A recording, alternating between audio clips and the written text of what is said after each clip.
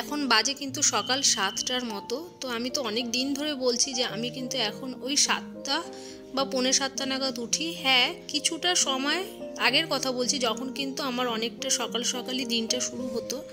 এখনও যে হয় না তা বলবো না, কাজের ওপর ভিত্তি করেই কিন্তু আমার প্রতিদিনটাই শুরু হয়। তার মধ্যেও কিছু কিছু সময় ইচ্ছা করে যে হ্যাঁ 15 মিনিট আধা ঘন্টা এদিক ওদিক হতেই পারে। তো সেভাবেই কিন্তু আমি উঠি, আর সেভাবেই আমার প্রতিদিনের কাজগুলো রুটিনের মতো করে সাজানো থাকে। কি করব প্রতিদিন রাত্রেবেলা আগে থেকেই চিন্তা ভাবনা করে নিই।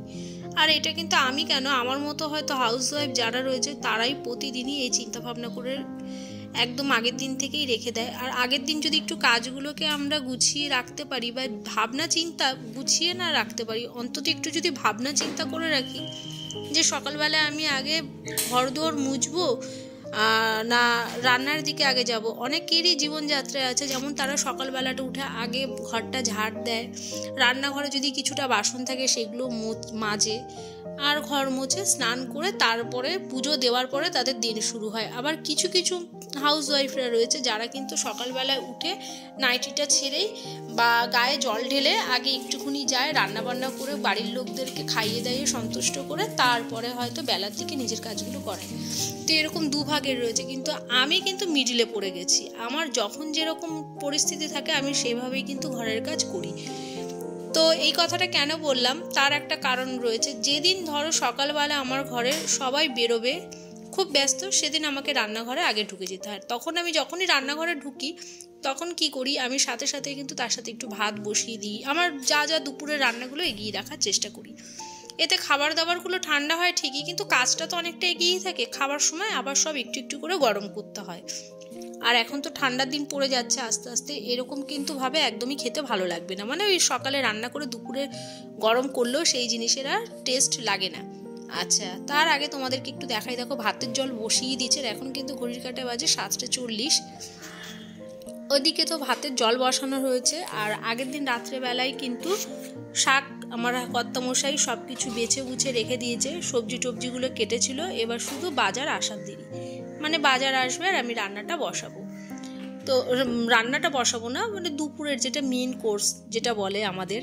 তো মেন কোর্স কেন বললাম, মাছ মাংস ডিম এগুলোই হচ্ছে মেন কোর্স, আর তার আগেরগুলো কিন্তু ওই যে জলখাবার বলতে পারো। তো এখন আমি সকালবেলায় বানাবো হচ্ছে ফুলকপি আলু ভাজা, ডাল, আচ্ছা লাল শাক ভাজা, আর তার সাথে তো মাছ টাছ যা হবে হবে। আগের দিনই রাত্রেবেলা কর্তামশাইকে বলে রেখেছিলাম আমুদি মাছ নিয়ে আসবে।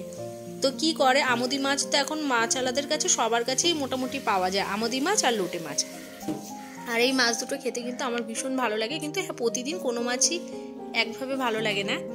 তো যাই হোক, আর এদিকে চালের জলটা একদম ভালো করে আমি চাল ধুই, চালের জলটাকে বারবারই দেখছো আমি চেঞ্জ করছি। আর এই চালের মধ্যে যা পাউডার, বাবরে বাবা, অন্য অন্য চালের থেকেও মনে হয় এই চালটা ধুতে আরও বেশি সময় লেগে গেল। প্রচণ্ড মানে ধুলো ধুলো ধুলো নয় পাউডার চালের গায়ে। আর বেশ ভালো করে না ধুলে তো জানোই কত রকম কত পাউডার দিয়ে পালিশ করা হয় চাল। আমি না দেখছিলাম জানো তো, কালকেই হবে হয়তো, ইউটিউবেই দেখছিলাম যে চাল যে ব্রাউন রাইস বা রেড রাইস বা ওই হচ্ছে রাইস যেটাকে বলে, ওগুলো নাকি খাওয়া খুবই ভালো। কিন্তু ওগুলো তো কেনাও হয় না, আর কেমন হবে খেতে না হবে জানিও না।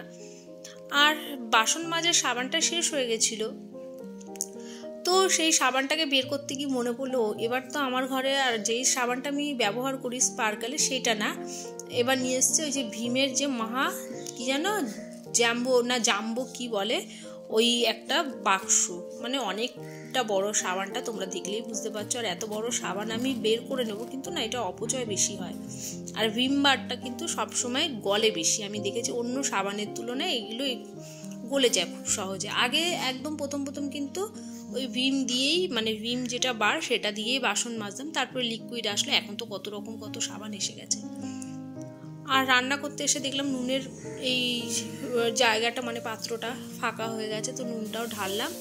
আর এদিকে দেখো আলু ফুলকপি ভাজা করছি একদম অল্প তেলে।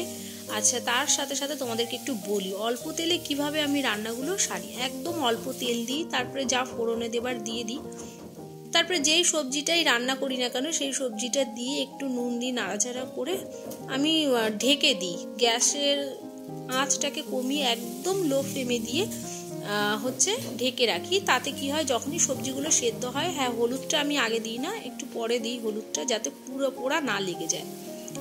তো ওপর দিয়ে কাঁচা লঙ্কা দিয়েছি, হালকা একটা মানে ঝাঁঝ বেরিয়েছে তখনই তুলে নিলাম, নাহলে ঘরে ঝাঁঝে আর কেউ টিকতে পারবে না।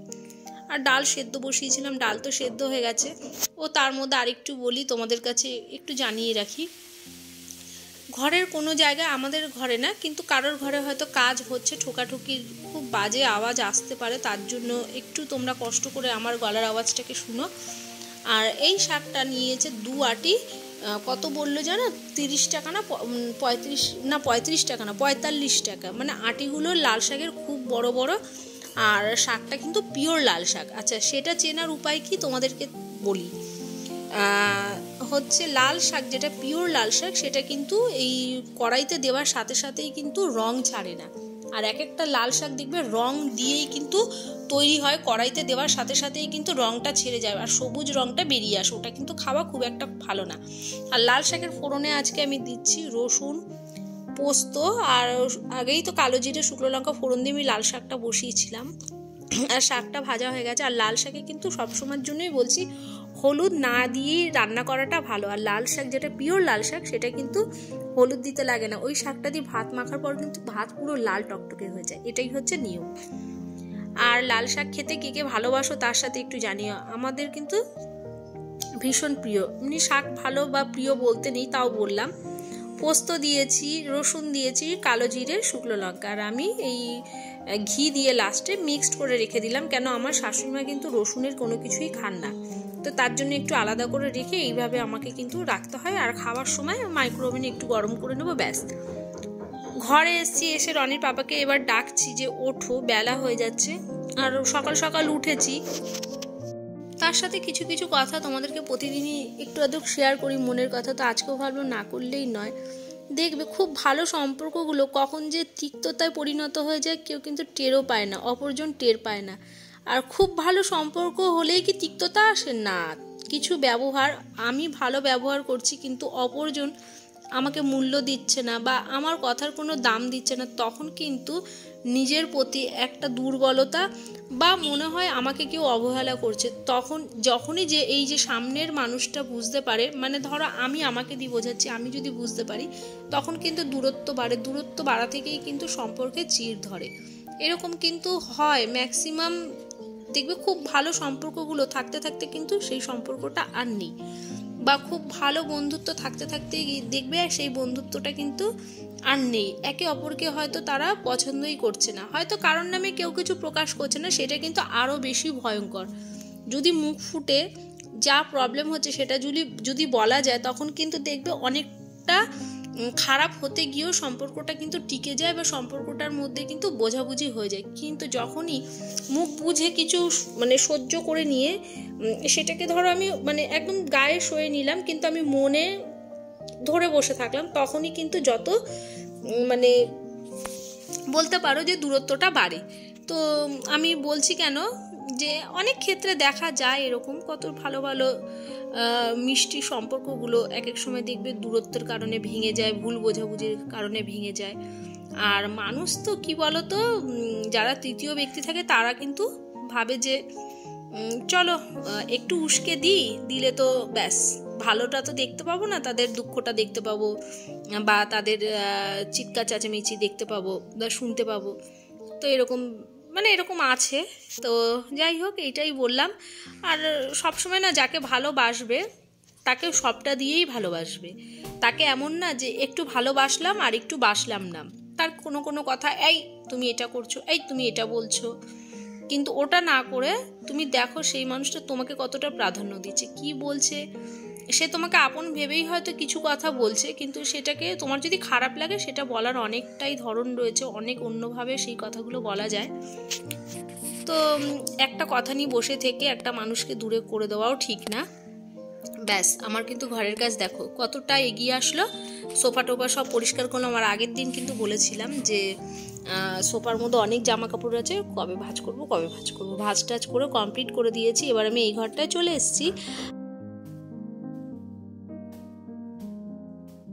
তো এটাই বলবো, যাকে ভালোবাসো তাকে ভালো রাখার চেষ্টা করো, তাকে মূল্য দাও, আর তাকে সে যদি কোনো কিছু নিয়ে অভিমান করে তার অভিমানটা ভাঙাও।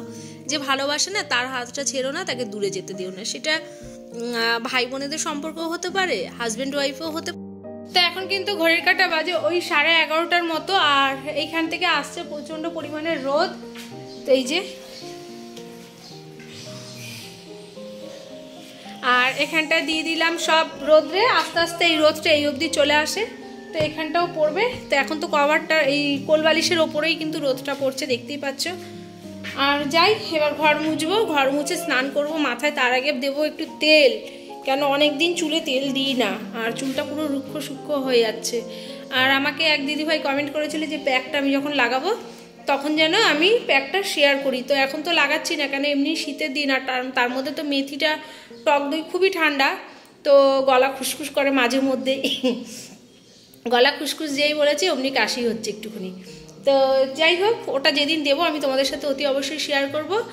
আর মোটামুটি এখন সব কাজই শেষের দিকে, ঘরটা মোছা বাকি, ব্যাস তারপরেই কিন্তু হয়ে যাবে। তারপরে স্নান করব। আপাতত আজকের মতো মানে এবেলার মতো কাজটা কমপ্লিট বলতে পারি।